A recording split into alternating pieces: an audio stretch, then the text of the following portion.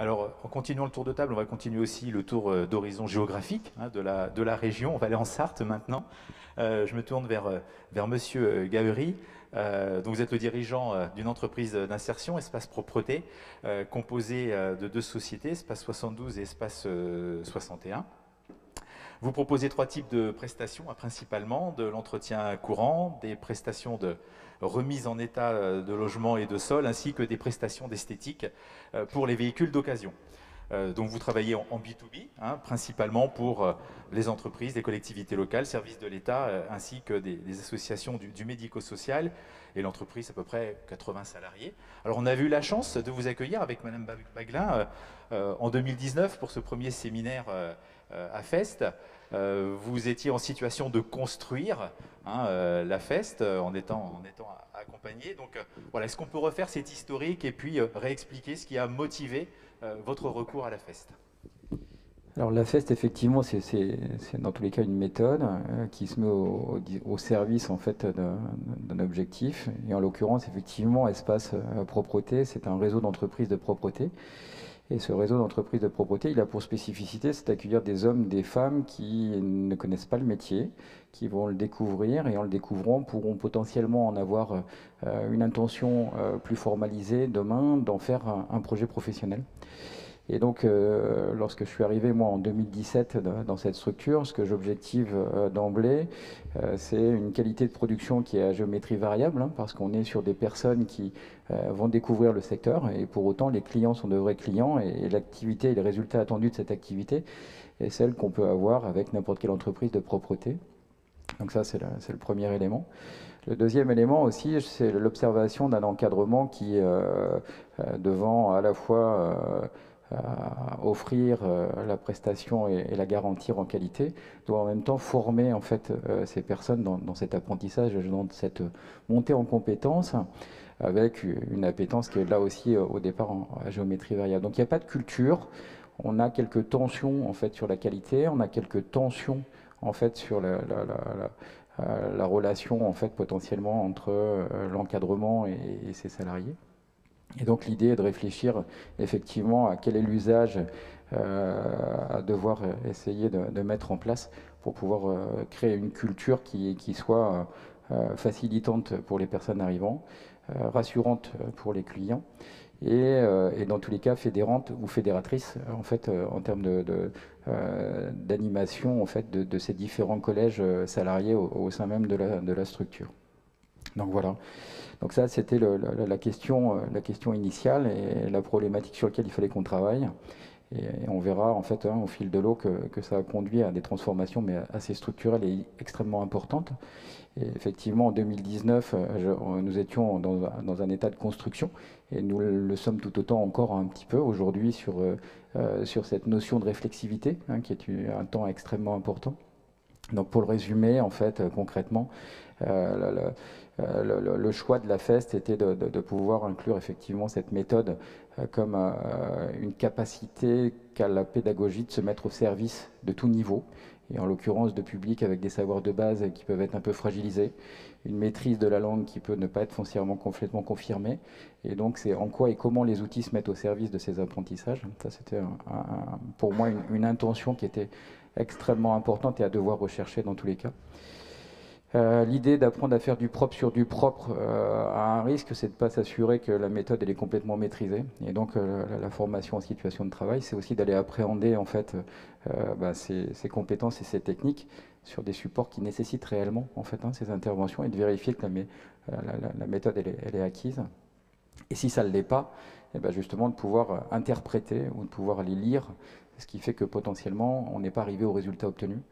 Donc voilà, et donc à notre niveau, ça a eu pour le poser en tant que tel des impacts extrêmement importants, c'est-à-dire qu'il a fallu à la fois déménager physiquement en fait en termes de site pour créer un vrai plateau pédagogique ajusté à ces apprentissages, puisqu'on est sur de la FEST hybride, pardon, un AFEST hybride, c'est-à-dire que c'est à la fois un temps de formation qui peut se faire en face à face avec un organisme de formation externe spécialisé dans la formation et qui va pouvoir préparer en fait nos publics sur des référentiels déclinés par cycle d'aller jusqu'au certificat de qualification professionnelle de la branche.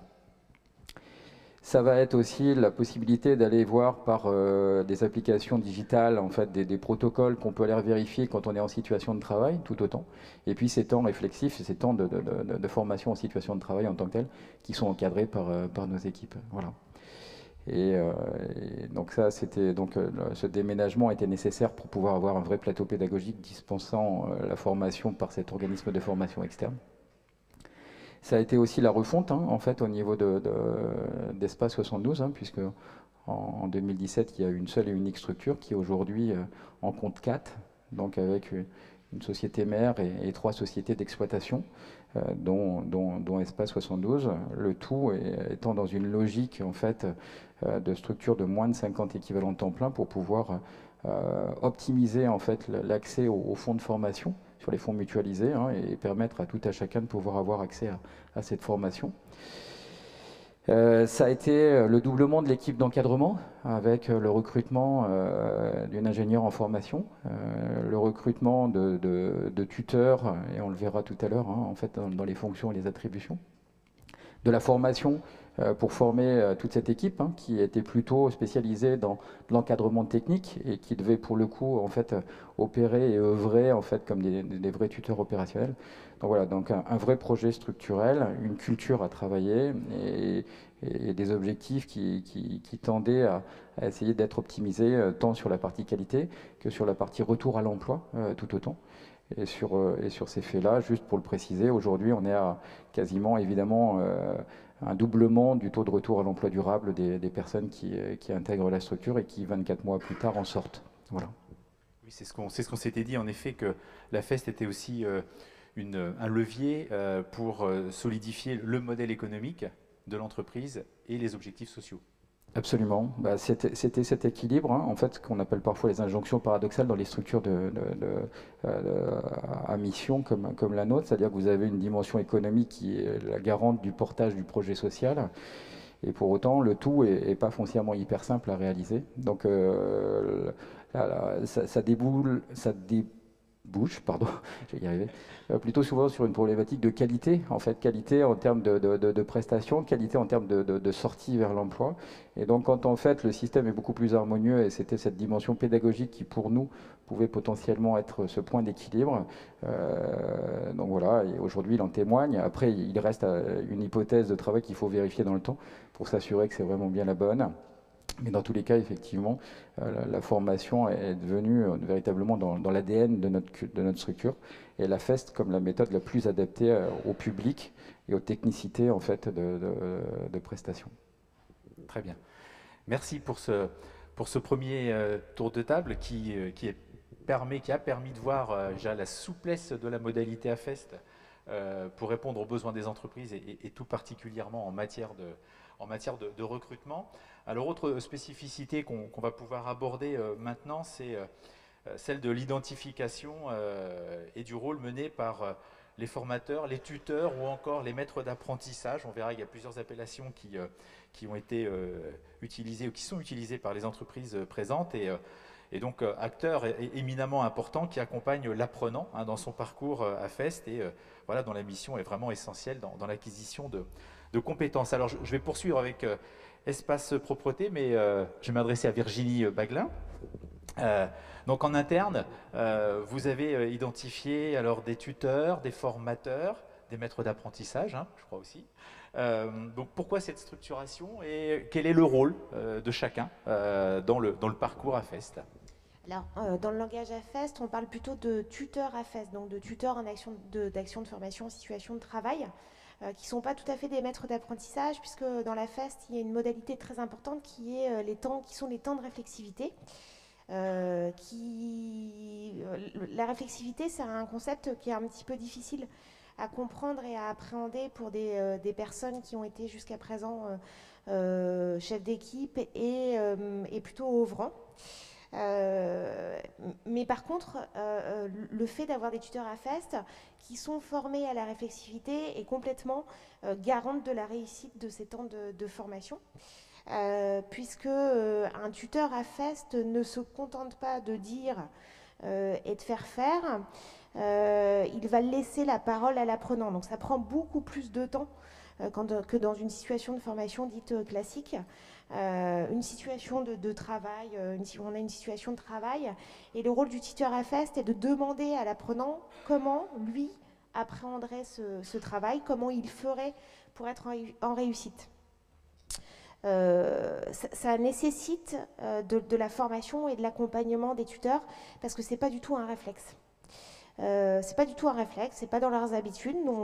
Ils ont plutôt l'habitude de montrer et puis de faire travailler, mais d'entendre l'autre, c'est compliqué. Donc nous, on a plutôt identifié des tuteurs qui avaient la connaissance de l'entreprise, la maîtrise des techniques professionnelles et surtout l'envie de transmettre à des apprenants.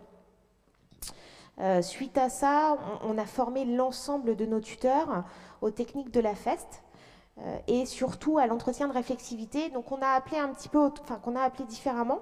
Moi j'ai plutôt tendance à parler de temps d'analyse de la pratique. C'est-à-dire que vous allez mener des entretiens d'analyse de la pratique avec vos tutorés, avec vos apprenants, de façon à ce qu'eux soient en capacité d'identifier leurs propres erreurs, soient en capacité de vous expliquer comment ils peuvent les corriger, et puis aussi accepter, pour les tuteurs, ce qui est compliqué, c'est que l'apprenant, le tutoré, doit ou peut, en tout cas doit et peut d'ailleurs faire autrement.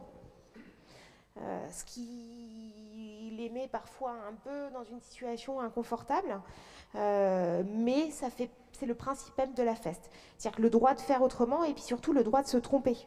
Ce qui est extrêmement important, ce droit à l'erreur, c'est très très important pour nos apprenants qui ont pour beaucoup un souvenir plutôt mauvais de l'école, où l'erreur était systématiquement sanctionnée par des notes mauvaises, alors que là, l'erreur est un droit. On doit pouvoir se tromper pour apprendre.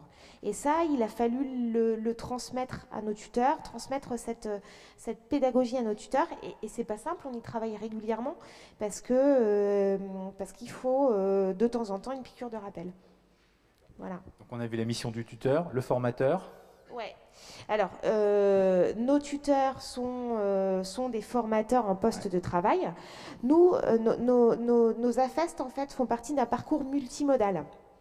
Comme le disait Pascal tout à l'heure, dans ce parcours multimodal, on a une partie de la formation qui se fait en salle, plutôt sur de la théorie adaptée à nos publics, de la pratique aussi sur un plateau pédagogique.